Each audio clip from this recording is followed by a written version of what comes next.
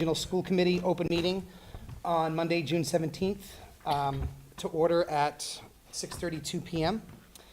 At this time, I would like to turn over the superintendent for retiree recognition. So I'll ask Principal Bevan to join me. And I'll ask our two retirees to join me as well, Marie and Lorraine.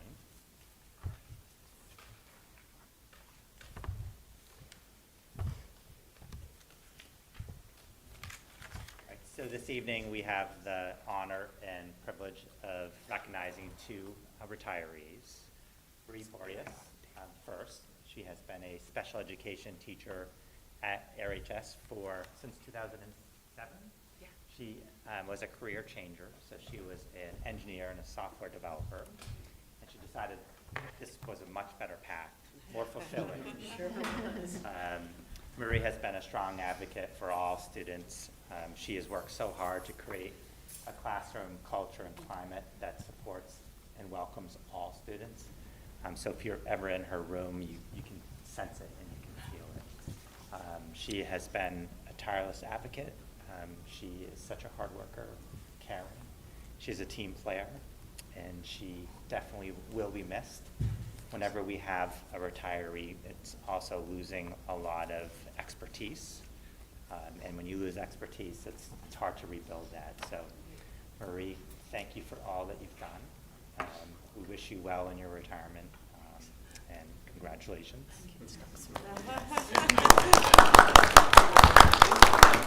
And there's not too many more things I can add Yeah. to Marie's the lovely remarks Greg shared, except that as a Learning Center teacher, Marie didn't teach a huge volume of kids on a given day, but was able to work so intensely with a very small number of kids, not a very small number, but a small number of kids who really benefited from her dedication and expertise in the area of special education, students working on their the things that can make them successful in school. Additionally, Mary was a real advocate for our LGBTQ plus population of students, and really we were a school kind of out in the forefront of supporting our students and becoming a more inclusive environment every day. So when I got here, that was something I really noticed, and I thank Maria a lot, and she kind of handed that off to teachers who are going to now take that and push it even further forward. So Marie, congratulations. She has many big plans coming up for her three children, her grown children, to really enjoy your retirement. Yep. We'll miss you. Thank you. Thank you.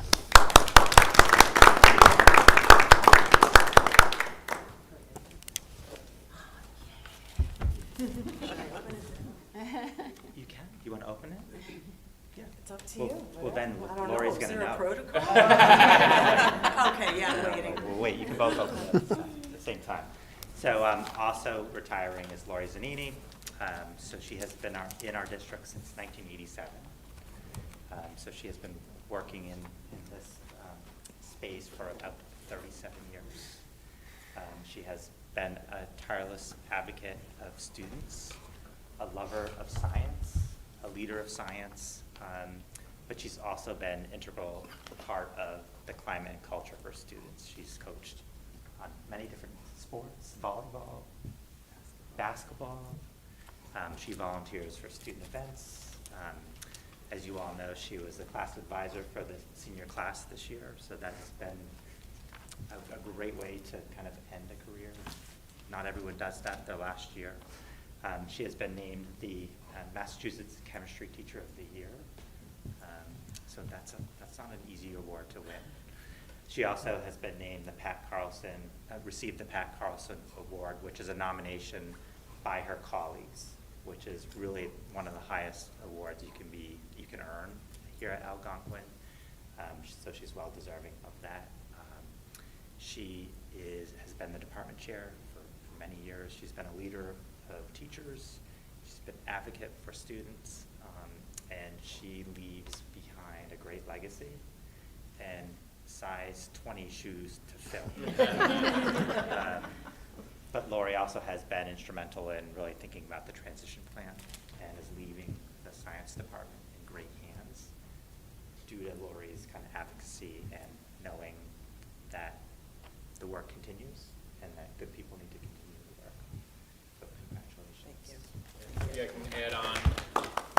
so many nice things to say to Lori, and we've had many events to celebrate Lori's departure. And one thing that we haven't talked too much about is how early Lori gets here. So for probably decades here, she's the league leader in getting here early. If there's a problem with the building, and there usually is not, she'll let me know at about 5:40 because she's already been here for probably about 20 minutes by that time, doing her laps, getting ready for the day. But when Greg says she's tireless, she has a lot to be tired for, and yet she doesn't demonstrate any slowing down. So she's been a wonderful advocate for kids, for her department. I've had the great pleasure in the 4 years I've been here to have such a stalwart and dedicated leader in the department. And I appreciate you, and I think you know that. And we're really going to miss you and your leadership, not only in your department but around the building. We're kind of a titan among our staff. So congratulations on your retirement. It's hard, But I want to thank the school committee too, because as Greg mentioned, I've been department chair for almost 22 years, and I have to say, I feel blessed. Every time I've approached you or given a presentation, you've been nothing but supportive. You've been supportive of the students here, the faculty here, and especially the science department. So it was a destined school. When I started here in 1987, I was ready, but I am ready to retire at the same time. You know, I've got a grandchild, and a loving family. I'm ready to do some other things, but thank you. Thank you, everyone. And just to put it into perspective, she has worked with over 300 school committee members over the years. I have. 15 principals, and 10 superintendents. But thank you. So we have a small token of our appreciation. Thank you.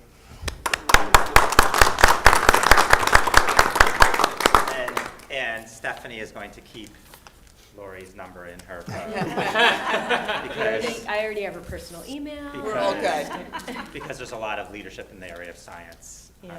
along our pre-K through Opportunities. 12 continuum that we're going to, when she's When I'm ready. When When she's she's ready. bored. Yeah, September 2nd. So we have charcuterie board just to recognize Lori, thank her. So. I just have something to say.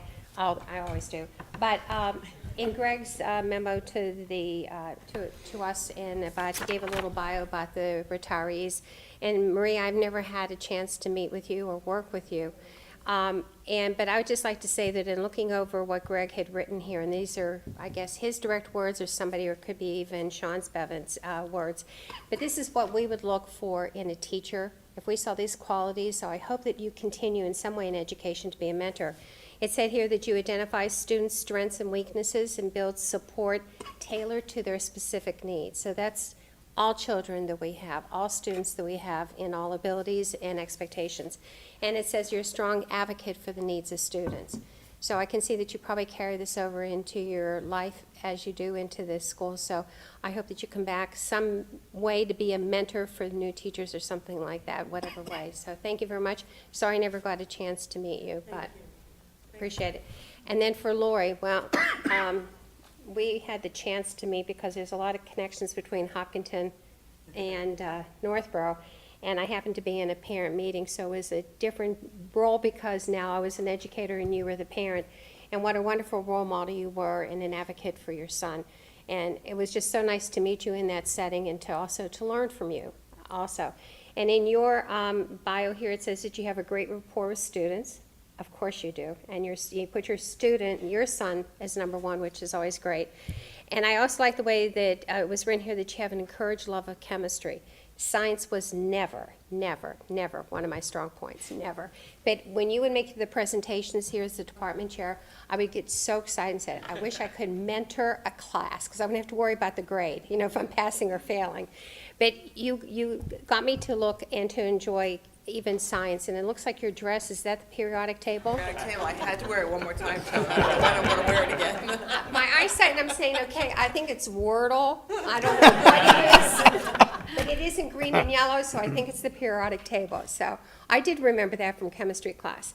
And it said also here that, you have a good rapport with students and the Massachusetts Chemistry Teacher of the Year. So Both of you are going to love retirement. It's the best, and especially with, now that you have a wonderful granddaughter to take care of and do your one day of the week and babysitting with her. But thank you for everything that you have done, because your lives have touched so many students in so many ways and will continue to do so. So thank you very much. All right. At this time, we'll recess for about 10 minutes to celebrate our retirees.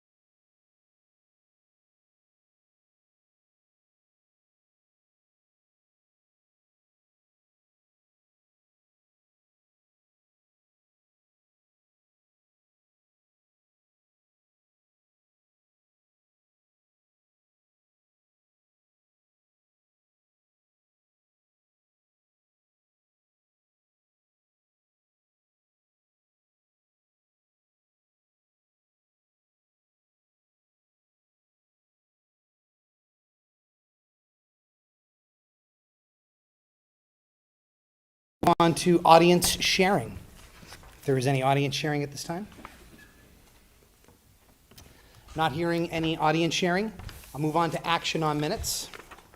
I will entertain a motion to approve and release the following minutes. The open meeting minutes of May 15th, 2024.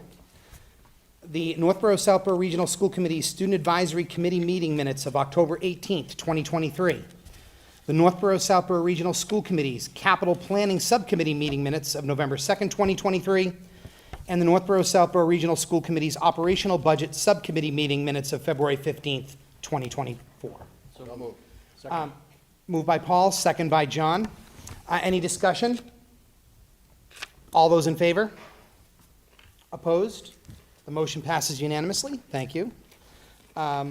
Educational policy, there is none at this time. New business, legislative update. Sure, so in your packet, I did include an update on the budget process. So the budget right now at the state level is in conference committee, where House and Senate leaders are trying to resolve their differences in their respective proposals. We are expecting kind of a final report in July, and hopefully the advocacy that we have moved forward with will maintain the $110 increase per student. And we do not expect any movement on regional transportation. That is level funded to FY '24. And then the universal free meals is, we believe, underfunded at this point in time, but we continue to advocate through Project Bread. So we will keep the committee updated on the budget process as it moves forward in the months of June and July.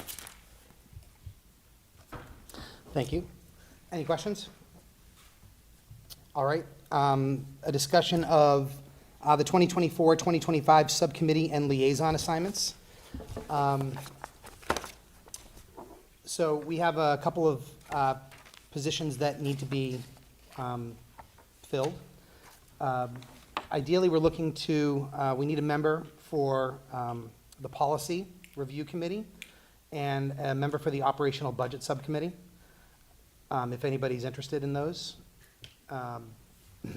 Perhaps you might need some time to think about it. I don't know why, but you could always, please email me, give it some serious thought. Remember, it's the information from these subcommittees that comes forward to the full committee, and that's really where the sausage is made, so to speak. So, so please, for those of you new members, please take a look at those assignments. If you have any questions, please ask myself or the superintendent.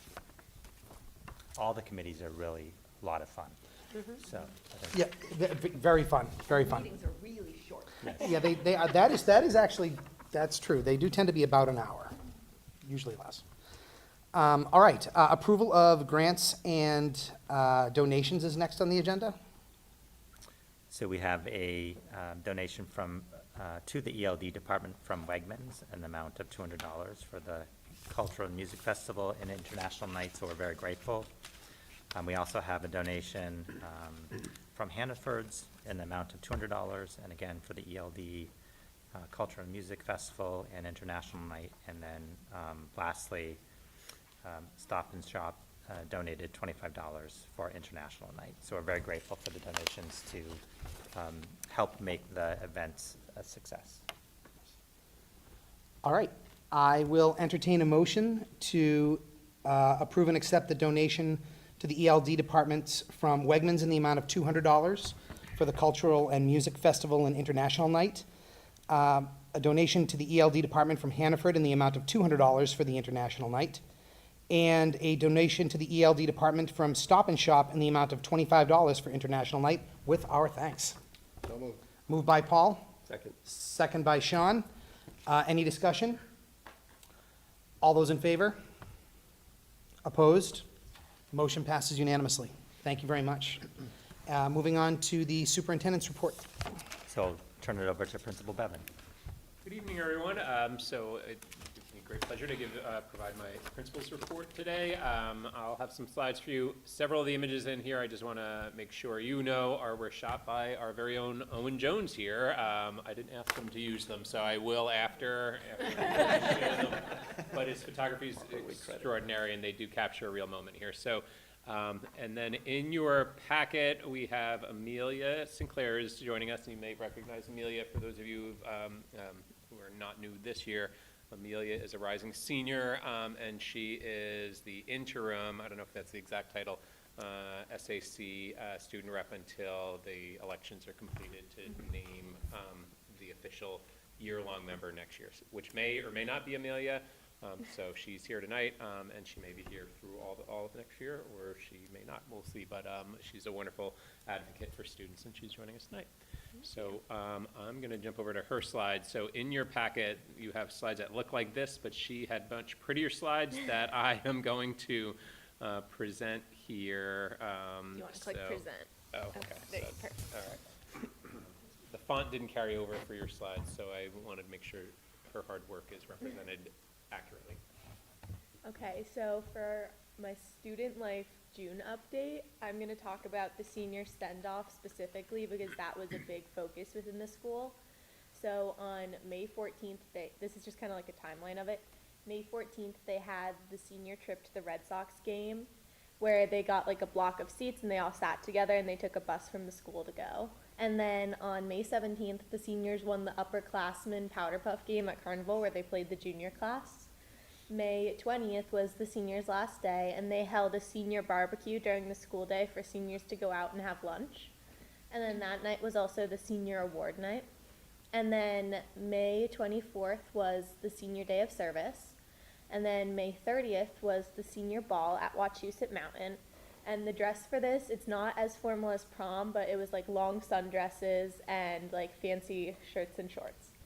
And then May 31st was the senior stroll through elementary schools, which was particularly popular, and I'll show you pictures of that on the next slide.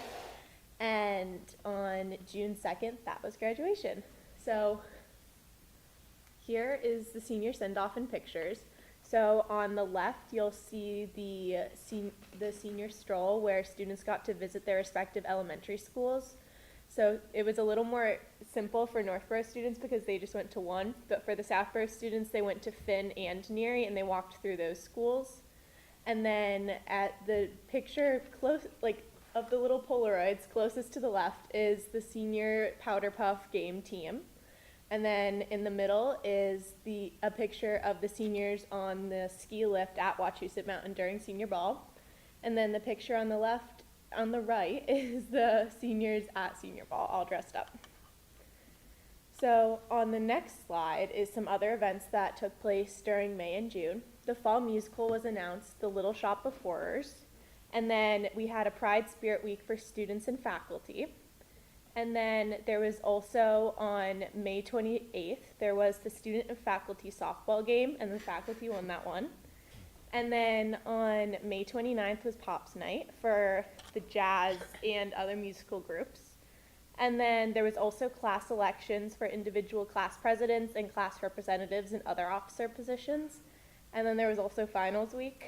And then, so looking ahead. Was that a typo? No, not quite, but I think some teachers would like to think it's not a typo, but so looking ahead for next year, freshman orientation is scheduled on August 27th, and the peer mentors were recently chosen by the peer mentor organization leaders, Ms. Hessmeyer and Ms. Gilpin. And so decisions went out a few weeks ago for that, and those peer mentors will lead the freshmen in different activities the day of the orientation. And then the class of 2025 graduation date was announced to students and families for May 31st, and I think a lot of students are actually pretty excited that it's on a Saturday. And then there's a lot of excitement about mental health days being half days next year. That was very well received. And then the SAC elections for the Student Advisory Committee, which is what the student representative is, were moved to the fall. So those are now like very separate from the class elections. And they're open to any grade, including the freshmen to run in. And so there's also new student council and SAC advisors Previously, Mr. Barry had been the advisor for both of those groups, but since he'll be retiring next year, there are two new advisors, Ms. Braun and Ms. Turner, who are stepping up to take over. And so Student Council had their first meeting with Ms. Braun and Ms. Turner as our advisors. And then, does anyone have any questions?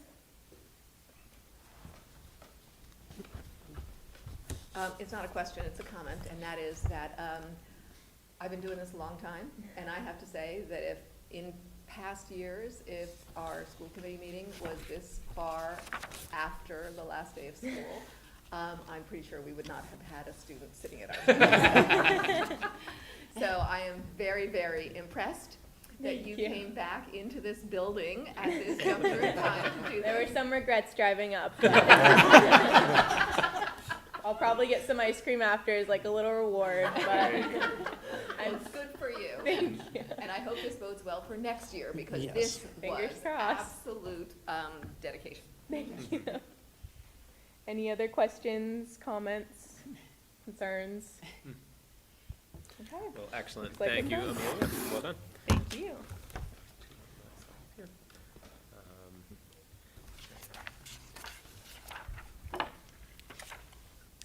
So just a few things to report here as we end the year. One of the things that is just exciting to share out is this is not news that we participate in this Seal of Biliteracy, but it's a program, it's at least nationwide, perhaps global, I'm not entirely sure. It's an opportunity for schools to participate in a program where we, using standardized testing, are able to identify students who can demonstrate biliteracy. So students who have the strength in English can also maybe perform on a test to demonstrate their ability in a language maybe they learn here at school, like Spanish or French or even Latin, but maybe even a language that they learn at home. So maybe Chinese or another language that they have at home.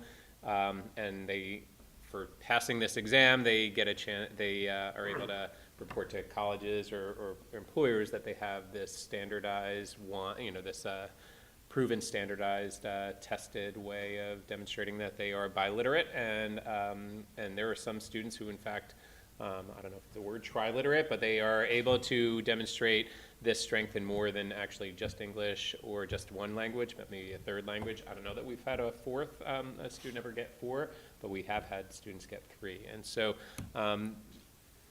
we're kind of on the upswing on the amount of participation we're getting in this program.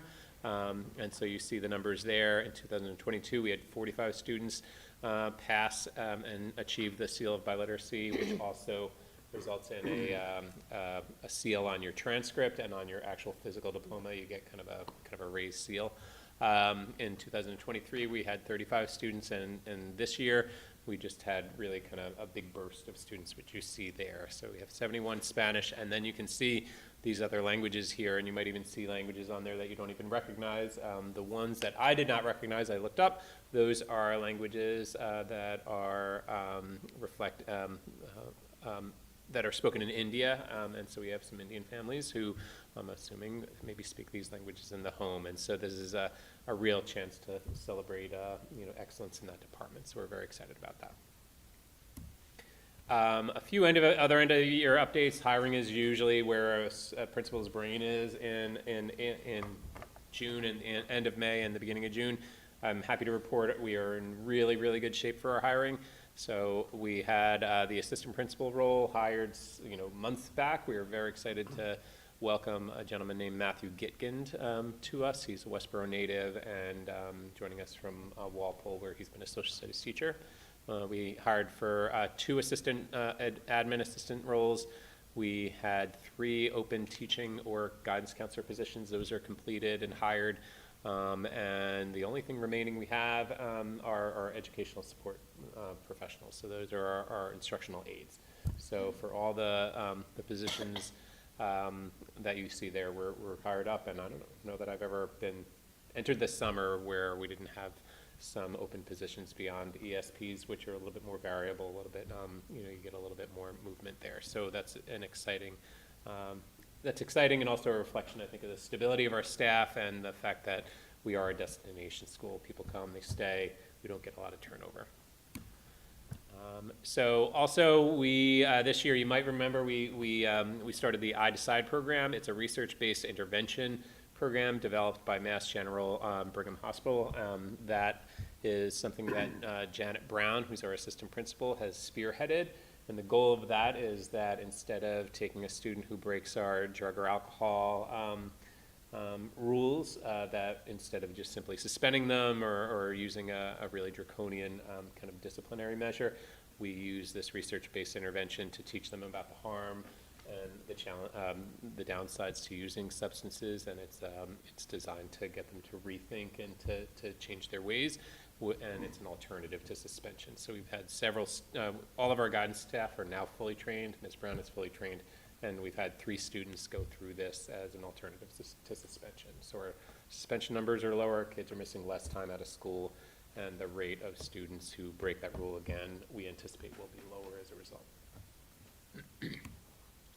I didn't get this into your packet, so I apologize. It just came through since I sent the packet in. Our track team participated in a national meet in Philadelphia over the weekend.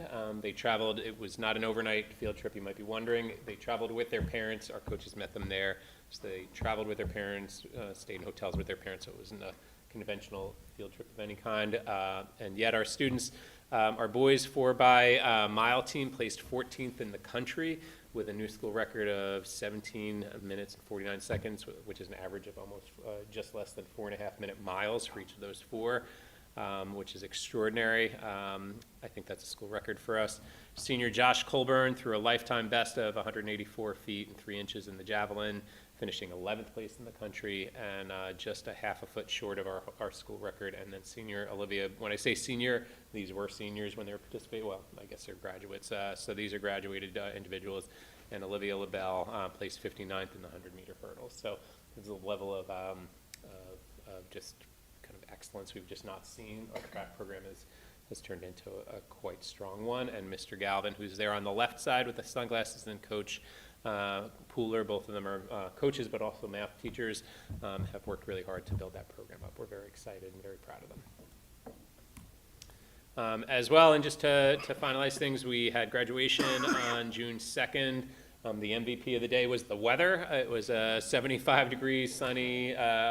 Not only was it nice weather, it was like reliably nice weather. Like going into it, we knew a few days ahead that there was no rain anywhere. So it was a really beautiful day.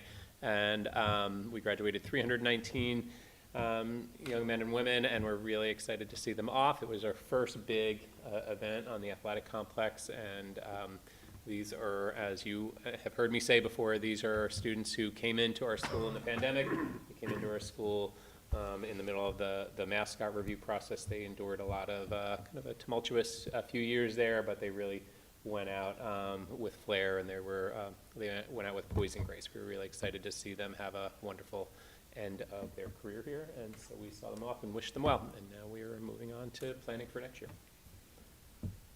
Any questions? How do you get on the field? How do you get on the field, I like saw some parents with some lawn chairs. How do you get there?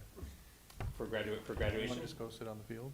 Yeah, so we open the gates at 8:30 a.m. so people Oh, really? start lining up outside of the gates. I get here at about 7 that morning, and 7:15 people start arriving with You their can sit lawn anywhere. chairs. I'm sorry? You can sit anywhere. We create kind of a perimeter outside of where the students sit, and then we let people choose their own spot. Yeah. That's really good. Yeah, it's bring your own chairs, no blankets, no pop-up tents, but people bring their own chairs. You actually inform them on what kind of chairs they can bring so they don't damage the turf. But it's a really kind of a festive, kind of garden party atmosphere. It's really great. And people who don't want to bring their own chairs, we have the whole grandstands that seats 1,100 people. So we get about 2,000 people show up to the event. Yeah. Thanks for the seal of biliteracy data. That's, I don't anticipate it being 98 every year, but I think just a few years ago, we had to talk about like providing that opportunity, and it's great that it's there and to see students taking advantage of it. In addition, does that like, so when they go to college, does that exempt them from like a? It's two possibilities. It depends on the school. In some cases, it's kind of like AP, where it could just get them into, well, AP works both ways too. Depends on the school. It can either get them into a higher level But in some cases, it can count as credit, and UMass, I think, is one of the places that just started giving credit. That's great. But the state, most of the community colleges and state schools in Massachusetts, they keep adding more, but UMass is now on the list. That's So, great. And the test that they take is it's kind of like passing the AP or the SAT. It has a brand name recognition that an employer anywhere in the country or a college would probably be able to recognize, whereas a student passes a high school Spanish 4, class and final exam, the standardization's just not there. So that's Yeah. the real, That's a great real opportunity. attractive features, yeah. And I think that Emily Squires, the department chair, has done a great job of promoting this opportunity. And this year she went to the LPAC with Rhoda and Selby, and they had an LPAC session where they were focusing on, they had one session where they focused on how are we supporting your students in learning English. And then they had a session where the focus was on how do we support you in maintaining your home language. That's great. And part of that was Emily explaining to them this opportunity that, so I think there is a piece of just parents learning that this opportunity exists and that they can support their children Yeah. in, maybe taking the next step in their home language to be able to get there. So this is the 5th year we've offered the Sealed by Literacy. I think it was interrupted by the pandemic, and now I think we're now gaining momentum in the way we had hoped early on that we would see. This is a consistent question that I generally ask, but do you promote this via the 8th grade and 7th grade? Because I think it's really important. My daughter, I think she's on track for that, and she's very excited about it, but I don't think she really found out about it till she got up here. So one thing I always consider is to get them on track, you need to start in freshman year, and you're definitely limited if you don't take the right courses. You don't do something in 8th grade. And that's a great point, thank you, because the middle school teachers, and now in Southborough, the elementary Spanish teacher, we all meet together with Emily Squires and some of the other high school teachers, so that's something that we definitely can keep in mind, that we start talking about it sooner. Joan? Yeah, I'd like to just piggyback on that by literacy, because I think it's wonderful. I mean, I first heard about it from a foreign language teacher in Westport, Connecticut, and seeing, and I think I was bugging Greg about it, and taking as much information, and now seeing that slide where we have more students, but besides having more students, we have, look at all those languages. I like to have a copy of that because I like to show that to the teacher and say, look what we've done in 5 years. I think it's wonderful because the amount of languages that we have, and I think also that idea of getting the kids started with it, and even if an 8th grade student is not aware of it, to have the parents aware of what they can do, because I think parents will say, hey, listen, this is a track you should go on. You don't want to have any regrets that they didn't do it. But I think that's fabulous. That's really fabulous. And my question is it all a written test, or is that an oral test? It's both. It's both. It's both? Yes. So do on- they submit a tape? I mean, do we have other It's all- faculty members that speak all those languages? It's all it's digital, so Digital. It's not internal, so it's submitted.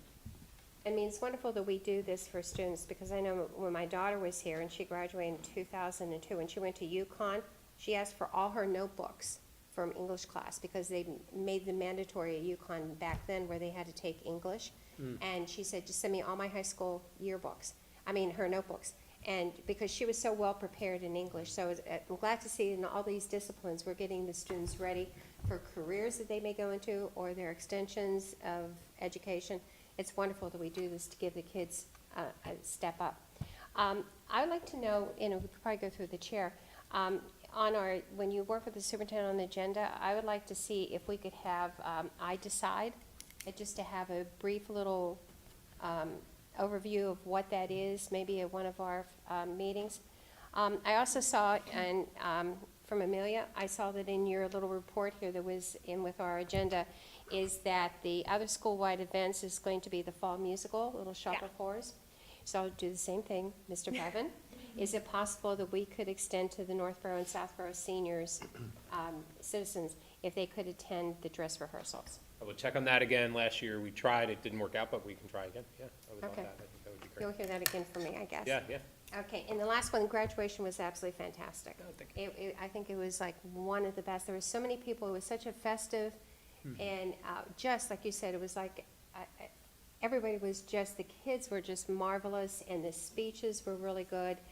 Your speech was, Greg's speech, and but it was just a wonderful feeling being out there. I mean, before it'd be people just in the stands, but now you had people in the stands, and you also had on the left and right-hand side of the stage, there were a lot of parents that were there.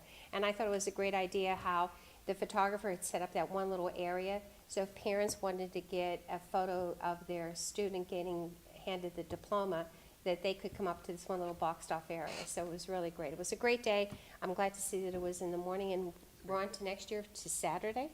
We are. Perfect. Yep. We'll start praying for good weather, Fingers crossed. so we can go out there again. Thank you very much. Thank you, Ms. Frank. Jen? I have a question about the I-Decide. This was the first year that it was implemented? Yes. And are we gonna be tracking things, so is the outcome reduction in substance use or reduction in disciplinary, like suspensions? What's the target outcome? The target, I would have to really have Janet Brown, our assistant principal, respond to it, but the real goal is to use it as a suspension alternative with better outcomes for less kind of repeat offenders. So we don't have such huge numbers that I think it would be measurably reducing how many offenders we get as initial offenses.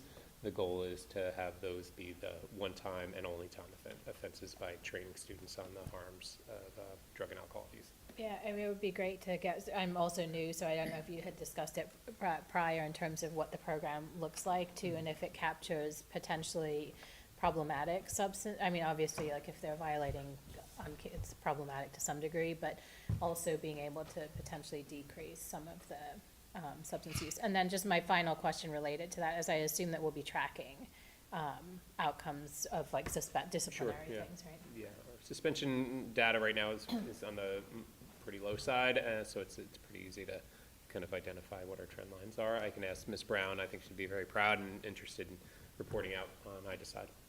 Thank you. Thank you very much. Yeah, thank you. So next in your packet is the enrollment report as of May 15th, and no changes to the enrollment at this point in time. As you all know, that enrollment at this point in the year is pretty stable, and we don't anticipate any significant increases over the summer as well. And then I will turn it over to Assistant Superintendent Becky Pellegrino for the FY24 monthly general fund expenditure report, the FY24 statement of revenue, and also an update on student activities and clubs. Okay. So first, we'll start with the monthly general fund report. We actually have less than 2 weeks left in fiscal year 2024, so it's just very strange to think that we're at this point in the fiscal year. As of May 31st, you can see we had $432,901 remaining, which represents 1.63% of the total fiscal year 24 budget. We are continuing to move forward with the plan that was proposed to the school committee, and for those newer school committee members, what we intend to do is move $150,000 into a transportation fund that will be used to offset next year's transportation costs, and then the remaining amount will then go into our excess and deficiency fund. We do anticipate returning about $225,000 to $250,000 into that fund, which will give us about 3.5%. We do have a school committee policy where we try to keep it within the range of 3.25 to 3.75% of our E&D balance. So we should be well within those policy parameters. Also attached to that is our athletics monthly general fund report, and you'll notice, and this is something that is a little bit more unusual, is that we do have a negative balance on the bottom line, and that is negative $5,076. As I've reported to the committee before, our athletics budget is operated through the athletics revolving account, which is funded through gate receipts and also the student fees that are collected. This year, we did collect the amount that we had anticipated. However, the budget does continue to grow with each year in terms of the costs of some of the items that are being purchased by the athletic department. So we did know that we were going to be tapping into those revolving account funds. It was not unanticipated that this was going to happen, but it is something that we do need to watch for future budget cycles because those costs are continuing to go up and then the revenues are remaining the same. Can I just add one comment too with the athletic complex project? That the gate receipts that we typically see in the fall were impacted. So that is also a factor in terms of the overall athletic budget. Thank you. But overall, Sorry, so, but we talked about potentially eliminating the fees at some point, and some sort of progression.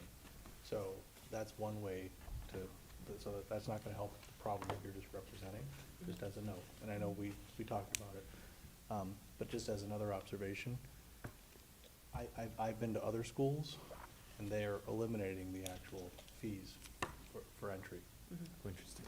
In order to get people in. So I guess I'd encourage us to think about ways in which we actually eliminate it so that more people can attend. Because I guess I'd really not like to see us pivot to increasing it so that we limit the number of people that can attend. Just as a note. I really don't want to see that happen. I do want to thank Principal Bevan and then also Diana Jeezy, his administrative assistant, the central office leadership team, and then also the finance team for all of their work over this past year. We have been able to work within our operating budget, and I think that we have been able to provide the students and staff the materials that were needed, and so I just want to thank him and Diane for that work. In terms of the revenue account, as you can see, we did receive our final fiscal year '24 assessment payments from both of the towns. One thing to note is that in May, we did not receive our Chapter 70 or charter school payments during the month of May. We actually received them on June 4th. Not sure what the delay was on the DOR side, but we did ultimately receive them. We do anticipate receiving our final regional transportation payment by the end of June. We're typically seeing that by June 30th. And then also the student activity receipts, you'll see there's a little bit more activity in May. And that was for prior fiscal years, prior to us actually eliminating that fee. And so that was part of the senior obligations. We always tend to see that kick up a little bit in May as students are graduating. And then lastly, we did add a new line to the revenue account for May, and that is the circuit breaker extraordinary relief. And you'll see that we received $129,329. Extraordinary relief is available to school districts who have spent 125% more on special education costs from the prior fiscal year. And so we did qualify for that at the region and receive those additional funds. So that is the revenue report for May. Does anybody have any Yeah, good question. That last item you mentioned, is that something new or just something we've never qualified for? We qualified for it, I want to say a few years ago at the region, but it's not in every year. And I would say that this year is probably because of those, if you recall, we had that 14% Yeah. tuition increase. So I think that we qualified in both Northborough and at the region for the extraordinary relief this year. All right, at this time, I'll entertain a motion to accept the monthly general fund expenditure report and the FY24 statement of revenue until audited. So moved. Moved by Paul, Second. second by John. Any discussion? All those in favor? Opposed? Motion carries unanimously. Student activities and clubs. So we've included a few things in your packet, and again, this was a great collaboration with Principal Bevan and Diana Jeezy, as well as Sunny Cox, who's our financial accountant here in my office, and Caroline Willard and Elena Dacco, who's the financial coordinator. Over the past year, we've really taken a look at the student activity accounts that we have at the high school, because what we found was that back in the early 2000s, we migrated over to QuickBooks. And we put all of our student activity accounts into that system. And there has been kind of not a great reconciliation between QuickBooks and our general fund that exists in Infinite Visions. We actually found some clubs that had no activity from even when they were entered into QuickBooks. So we put together a list, something that Sean and Diane worked very hard, worked closely with many of our student activity leaders to make sure that we had the most accurate list. And included in your packet is really a summary of those clubs and activities. The first is those that we found to be active clubs and organizations. And you can see that all of those clubs, the amounts that we have on file are $346,000. And those include such things as the various classes, DECA, the Harbinger, and the yearbook. And then we also identified some clubs that, again, had not been active for quite some time. And so Sean and Diane took a really close look at those just to make sure that they were inactive accounts. And then we sat down together and we looked at our active accounts and said, are there any that are similar in nature? And if so, could we use the funds from an inactive account and move those into some of our active accounts? And you can see on the second page on the right-hand column, those clubs that we identified that did have similar clubs and that we are proposing to move those funds into those, the active accounts. But then we also have a listing of those clubs that we honestly, some of them, we don't know what their purpose was, and they have had considerably no activity at all for quite a few years. And those clubs total, at this point in time, as of this report, $10,841. And so what we are proposing with those clubs is to move those funds into our extracurricular student activity account.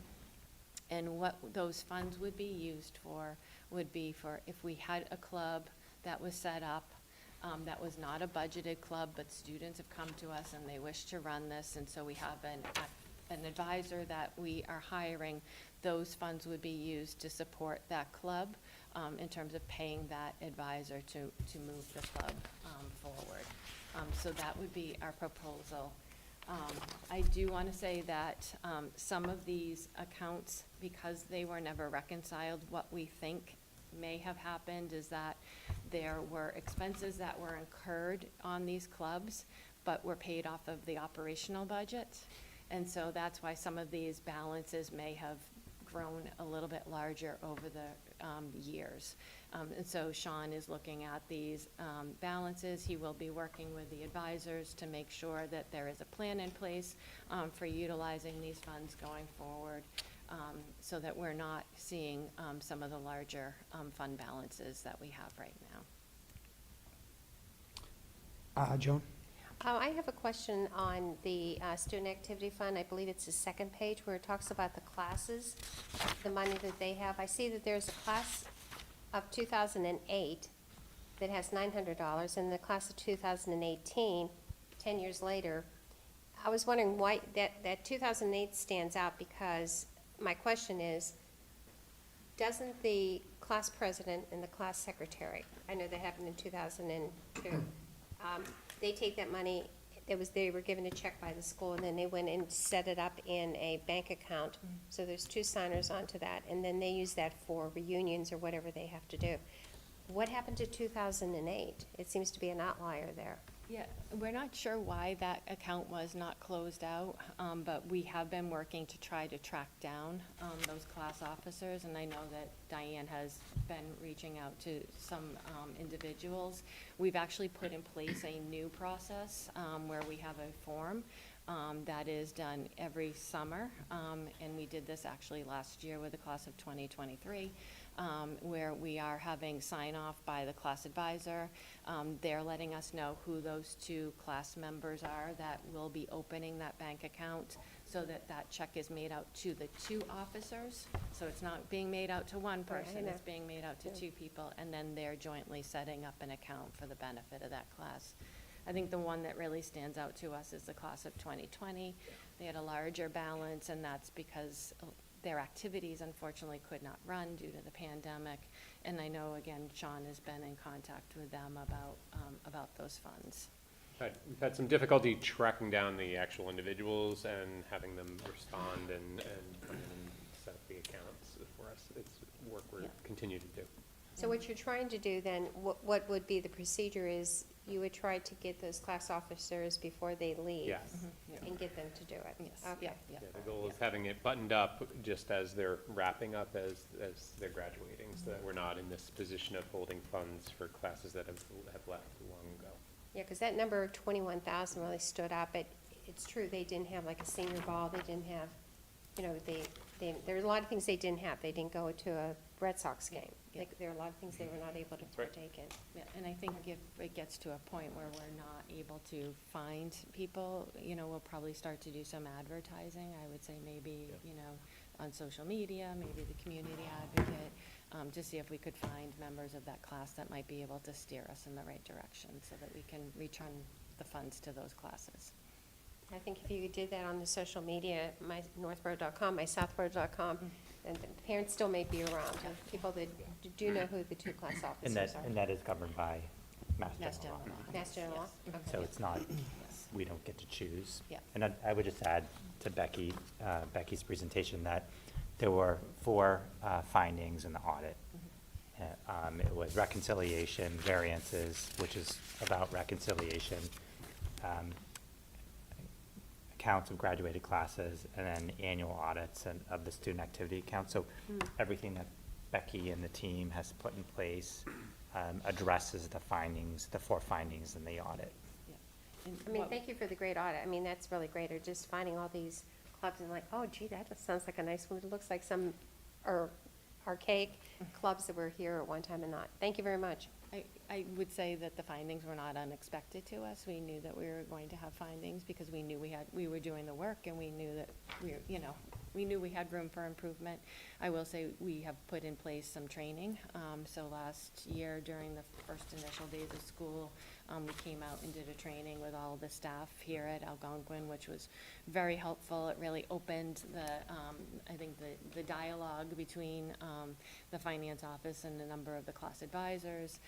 And I think that, you know, it's really led to some nice pathways, and people are asking questions now. You know, I think that it also put in place this class, the class refund form. So people are aware, and I think just continuing that education and continuing that conversation is going to lead to new and positive things, so. Thank you very much. All right, so I heard what the findings were, and I recall talking about them. Are you comfortable that you have controls in place such that you won't get into the same situation again? Yes, yeah, And those are written down somewhere? yes, And yes. I yeah. appreciate it's part of the training, but there's gonna be someone that's overseeing that. Mhm, yeah. Who is that? So what we are doing is now our financial accountant is going to be doing an annual audit, and then we will need to present that audit report to the school committee. So on an annual basis, we will report to you on what we are doing internally. And then every 3 years, as prescribed by Mass General Law, we will do the formal audit, just like we did this year. Okay. We knew we just needed a starting place to work forward, and so that's why we did the formal audit this year. We're hopefully going to have these new account balances that we can move forward with, because every time she would try to reconcile, it just wasn't working, because it had been so many years. So And this Becky, is- I would just also like to add that one thing that when we met that you talked about, which I think is really important. We're no longer using Oh, yes. this third-party software.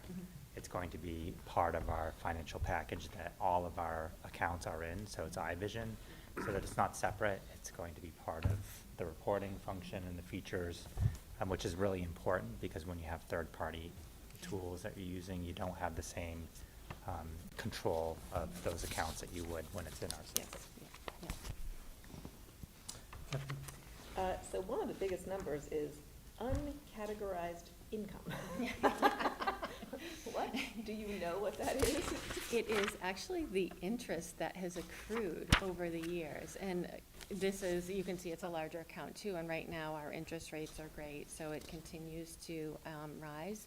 And that account, we've talked about, Sean and I, and we are going to be using that for a number of things. It's going to be used for scholarships, so if there is a student who can't attend prom or can't attend some type of activity, we will be able to use those funds to assist that student with those fees. It will be used for the audit that will be conducted every 3 years, and then it will also be used for any clubs or organizations that perhaps have not, they've just started, they haven't fundraised, they would like a little bit of money to get their organization started, so we'll be able to use it for that. So these classes that, like 2020, as we were talking about, $21,000, are they free to do whatever they want with that? That's their, so with the student activity, this is the student's money. It has to be spent on student activity, and again, it's very regulated. Occurs to me, they'll have their 50-year reunion next year. Mhm. You could throw a pretty good party with that. Oh, yeah.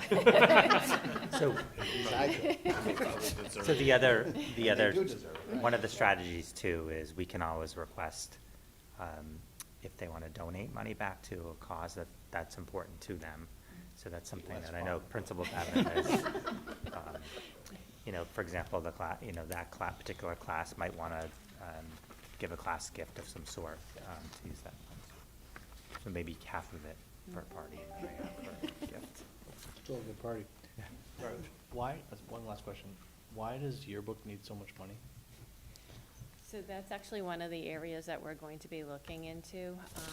We are going to be working with the advisor. We suspect, again, the same thing where they're collecting funds from the yearbook, but then there are costs that are coming off are operational. So we're gonna be looking at some of those costs and seeing if those can be, they should be absorbed by the money that's being collected by the yearbook. Yeah, and I would just speak to that. That's not totally unusual in schools, because yearbooks do handle a lot of money, and the yearbook itself, the cost for the yearbook is pretty high. So, but that number is higher than I'm comfortable with. I'd rather see us charge less for each physical yearbook that we're selling to students, and start to bring that money down, that number down, so that we're not holding on to money that is not, there's only so many pizzas you can buy for the yearbook staff or other items for the yearbook staff. It's should be kind of a cost-neutral endeavor most years, but I think over time they build up a bit of a war chest there that we need to spend down. When I say spend down, I mean to have it go to the benefit of future yearbook purchasing students. But I think that's an example, John, of internal controls. Like, we can't let it accrue to that level. I think that's something that's really important. It should never get to that point where we have that amount of money in that account. Yeah, I'd be very interested to see that first audit, and I hope that you'll have maybe develop a process of, up or down, so to see sort of percentage change. Be interesting to see what those, to have some sort of metrics as to what's happening with these. I'm sure that will be there. Can you just remind us too, like, where does this money come from? Like, the yearbook is pretty clear. A couple years ago, we did get rid of activity fees, so where's this money coming from now? This can be You through. still have activity fees. So we don't have student activity fees, but we do still have other fees like The athletic.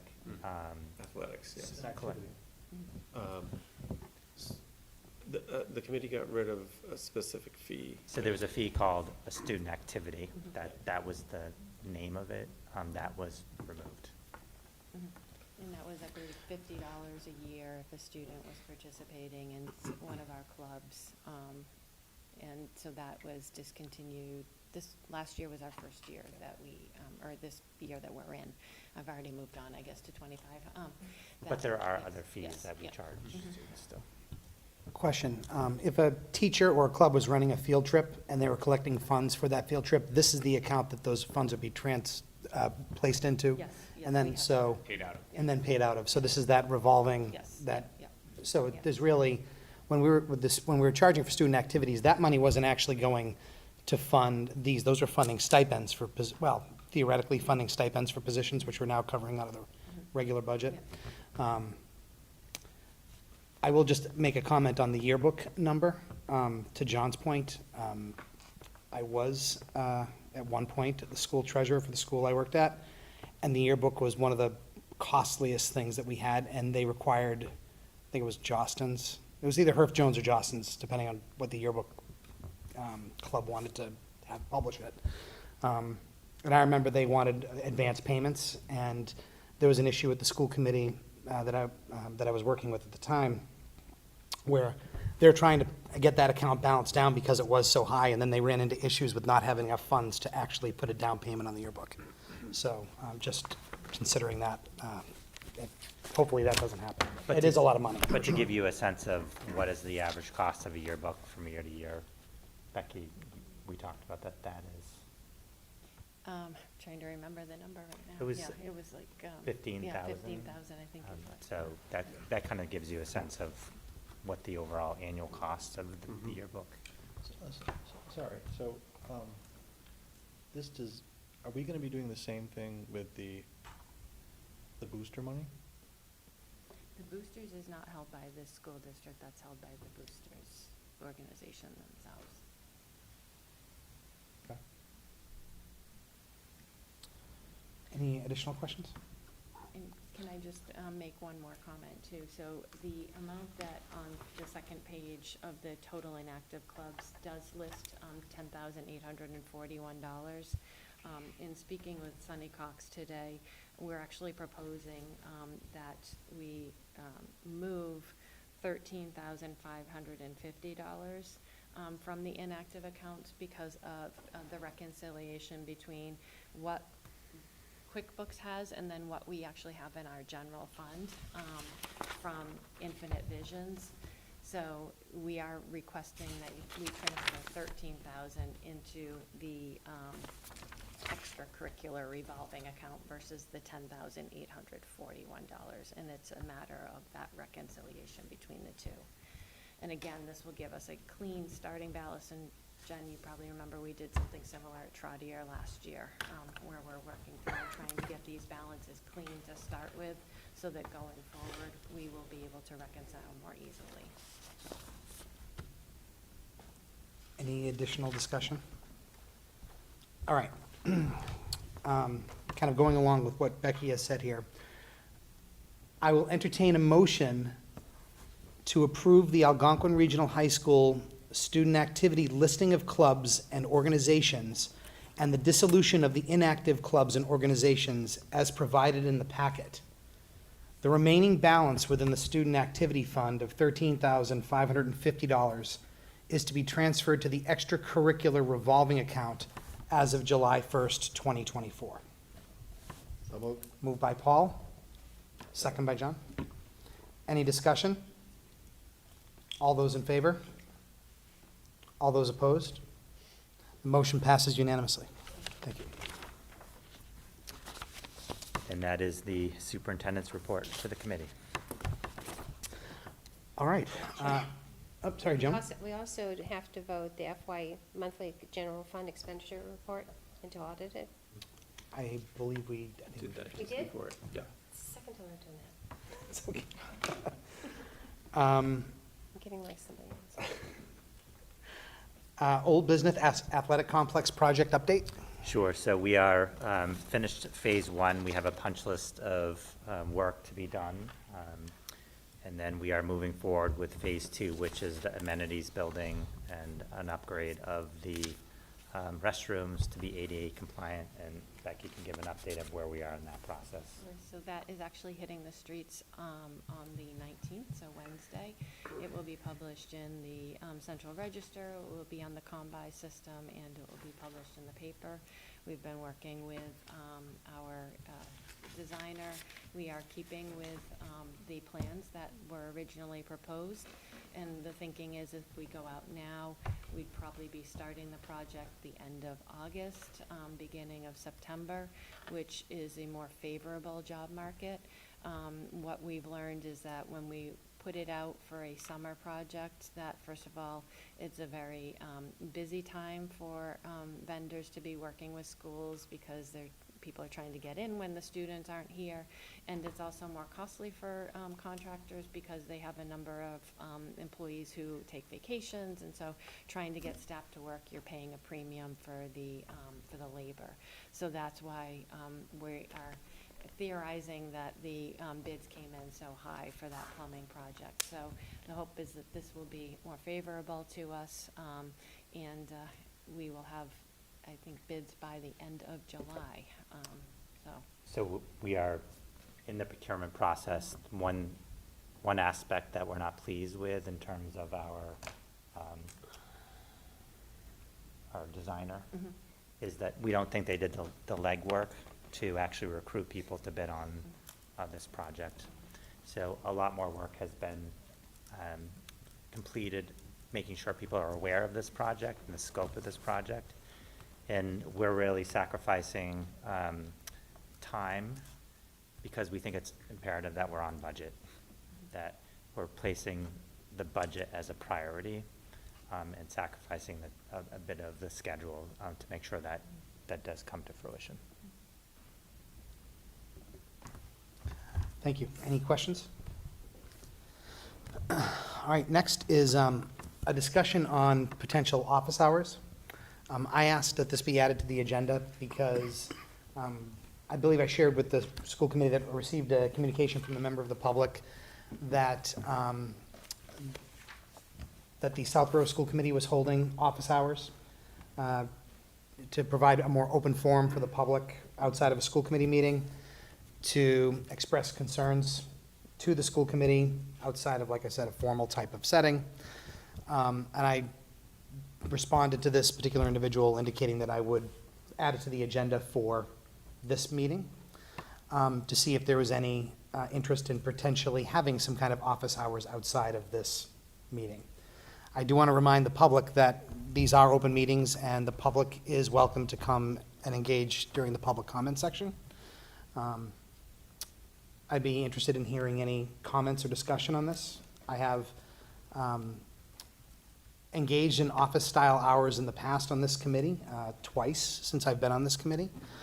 And both times, there was no interaction from the general public. So, and those times were advertised, and they were not, it's not that they weren't well attended, they weren't attended at all. So I was just interested in hearing if there was any kind of discussion or feedback from the committee on potentially either having it every other month or seeing if there's any kind of desire on anybody's behalf to try to engage in something like that. Or any thoughts, one way or the other. Can I just ask, I know that there are, we get trainings off every year about the ethics of like whether, if there's a certain amount of us together and it's deliberation, are there any, I don't know, and maybe this is something to learn, are there any limits or anything about deliberation or so on that we should be aware of while holding office hours? So as long as you do not have a quorum, I think you can engage in conversation, and again, I think it is another opportunity for the constituents to have access to school committee members and talk about issues that might be of concern. But again, just remind the committee of its purview, and that although people will probably bring a lot of thoughts and ideas, that really it's your purview, and then the idea then is to bring it back to the larger committee to discuss and act if needed. I mean, I'm not opposed to the idea, but as you mentioned, Chris, it's been tried in the past, you know, in this committee, I know Southborough's done it in the past, and nobody shows up. So I don't know how fruitful it's gonna be. It seems to me it's worth doing when there's an issue that we know people want to discuss, as they did in Southborough last week, I think. You know, you can always do that. So I guess that would be my preference. Otherwise, you know, our email addresses are out there. It's, I mean, we're not hard to get a hold of, I don't think, if people have an issue they want to discuss. So. Thank you, makes sense. Makes sense to me. Sean? I wasn't a part of it, but I think as part of the complex, we had a booth at Applefest and the corresponding one in Southborough. Sorry, I don't remember, know the name. That seemed like it got a few people. I mean, those are natural opportunities for whoever wants to be there. Summer Nights is coming up, and What? Summer Nights would be the equivalent, and that's probably in 6 weeks. Yeah, but even that, I remember I was there at Heritage Day in Southborough. That's We- the photos. Southborough had a booth, and I can't remember, I don't think we had a booth, but we just had a stand where it was early days for the athletic project, and we had some diagrams and stuff, and that's all anybody talked about. So I kind of felt bad for the Southborough folks. You were there, right, Jen? Yep. We were happy just to refer. I think it's a good idea to do, especially, at least in this moment. Kim and I used to try and do office hours, and we had the same experience where no one came. But there is, at least currently, and this will probably die down, but there is this perception that school committee is not available, that yes, you can come to these meetings, but it's so unnatural, you can't really have a dialogue back and forth, and people have limited time. So I think it is a good idea to expand the opportunities that the public have to speak with us. And I think that we can potentially prevent, and as someone, I went to the Southborough office hour, they were challenging, right? And I think a lot of people attended because of the specific issues.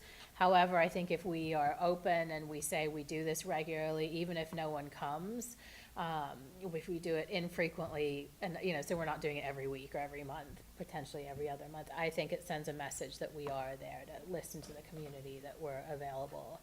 I think it's a good thing. I would be happy to dedicate, to volunteer my time to be involved in it, even if it's just me sitting and having coffee with another school committee member, right? Is it just school committee, or is it? I think it would just be school committee. Or maybe, you know, there's a topic that the school committee would like to invite members of central office to present on or share. I would recommend that office hours is before school committee meetings, so that you have 45 minutes of office hours before the actual school committee meeting, so that's a regular cadence. That way people can come and share their thoughts outside of open public meeting. And then you just set up that regular routine, because then, you know, you can rotate through, and it's just a space that you create that's consistent. I think the challenge with office hours, if it's not consistent and if it's not regular, it's hard to get momentum. But until you have a routine and cadence of those meetings, I think people just won't attend. But I know some committees do it before, and it's worked well. And that would be 2 or 3 people.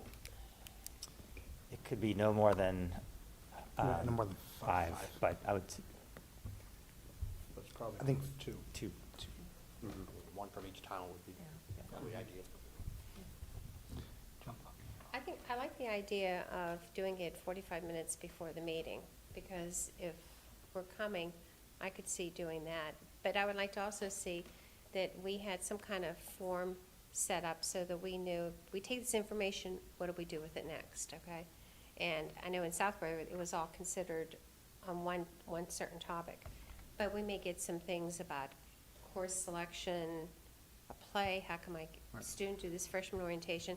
So if we had some kind of form so we know where's it, what do we do with this information? And I know through you, the chair would probably go, and then to Greg. But I think to expedite it and to have it neatly is to have some kind of form. Is this a curriculum issue? Is this a student activity? You know, so we can cross off, then we know when we give you the information, it's easier for you to assimilate. Thank you. Kathy? So on the other side of it, I have attended office hours for our state representatives, and even the select board and maybe they still do, but at one point I was engaged, so I knew when they did it, and it was more literally of a sit-down coffee. So the select board member would go to the senior center and just sit Saturday morning for an hour, and anybody who could come, and it was more of a one-to-one interaction that in a lot of ways was also educational, so they weren't necessarily coming with problems and I want you to fix something, whereas how does this work? So I would just suggest that we don't necessarily make it a classroom presentation style of, I think that, to your point, sometimes you just might want a one-on-one conversation because you have questions, as opposed to, having 10 people in a room ganging up on one topic. So that's just a, question about format. All right, I think this is something to potentially consider for the next school year at some point. I like the idea of having it before a meeting, because you have that structure that's already in place. If it's the will of the committee, I can put out dates for, we know what the dates are for our upcoming school committee meetings. If the committee is interested, I could send out a form that would just basically say, hey, on these dates, could you come 45 minutes early to be open to the public, to be opening to listening to the public outside of our regular meeting. And if, we can decide in the fall, at the beginning of this, end of the summer, start of the next school year, whether or not there's enough interest in actually engaging in this. John? I presume, though, you'd have to have it in a different room, because if people started showing up in this committee, then it could become a quorum accident. But that's fine. Yeah, it's a good idea. Any other? I'm a little hesitant about doing it before the school committee meeting, only because, like, I heard at the Southborough office hours last week, can we change, does the school committee meeting always have to be at this time? A lot of people can't make that time. So now if you have an office hours at a time, then we know, you're never gonna please everybody. Right. So maybe I'd almost think about doing it on a Saturday when there's some sporting event going on and you're just off to the side somewhere, I don't know, or maybe vary it. I know to your point, Greg, consistency is a good thing, but so is variation for people who can't make whatever you decide is the meeting. Definitely a lot to consider, for sure. Just a question. So this is coming up because there's a very volatile issue in one of the towns, and I don't know, because we are separate committees, I don't know what Southborough is doing about their office hours.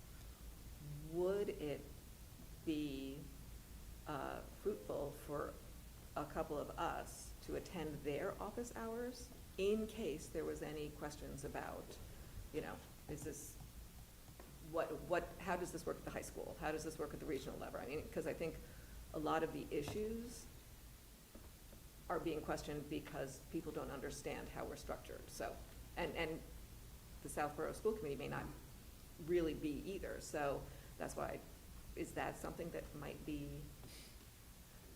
I hear the superintendent of Southborough. Yes, very well.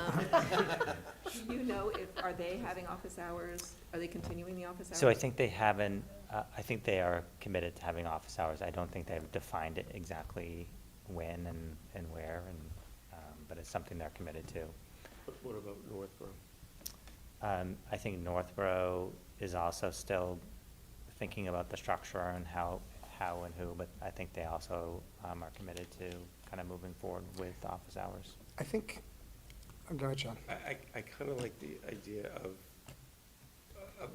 of a presence.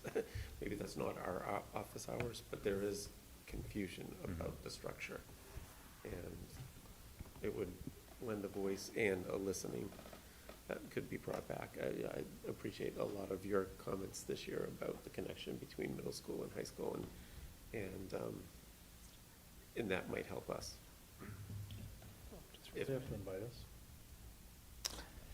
No, the only thing we would need to pay attention to is just a quorum of the union, but that's easy to navigate. But, you know, you can, as citizens, show up to any office hours, and I think it would be helpful at times.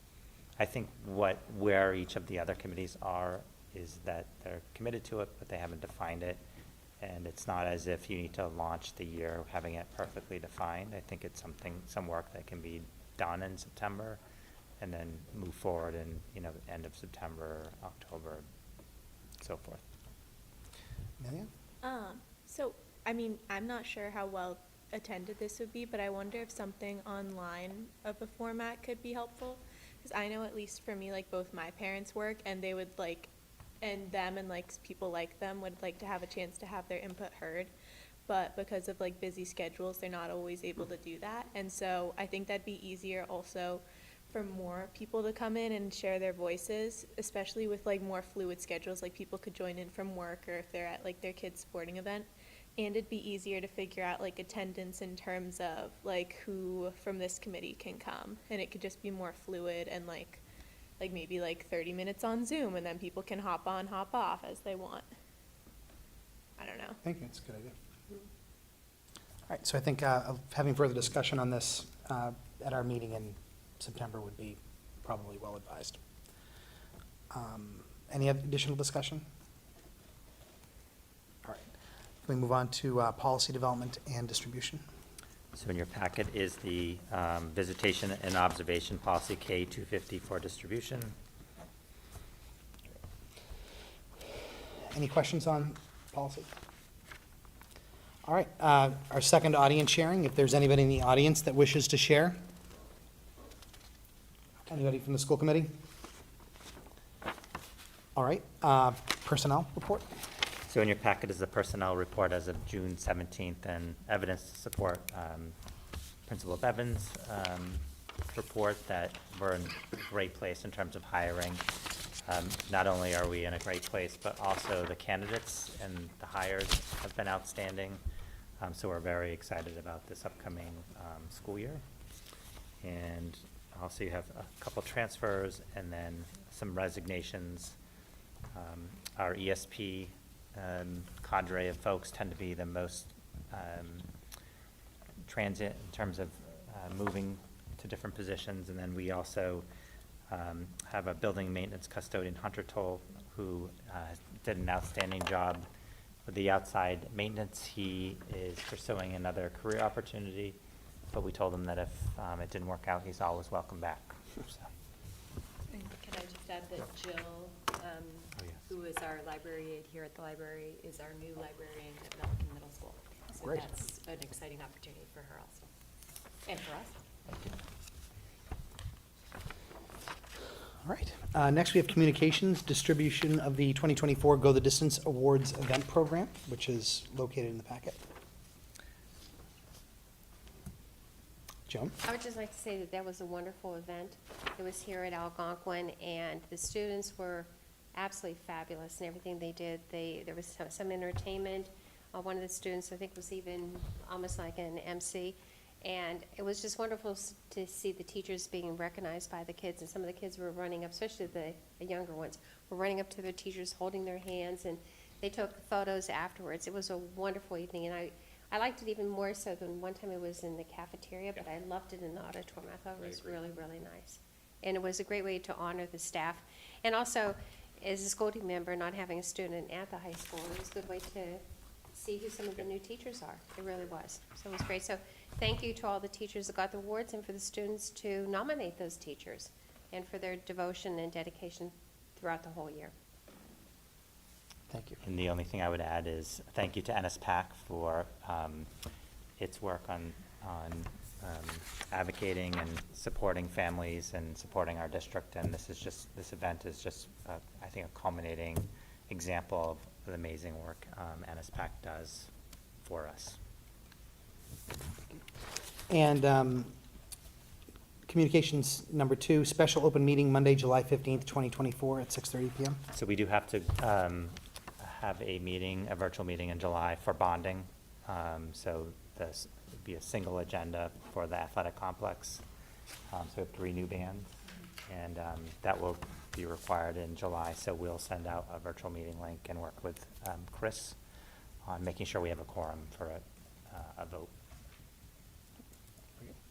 All right, approval of bills and payrolls, that's done online. Does anybody have any agenda items for next month? Well, September. One Joan? that I just mentioned that I decide. Was it I decide? I decide, yes. Yeah, I'd like to see that sometime during the calendar year. Great.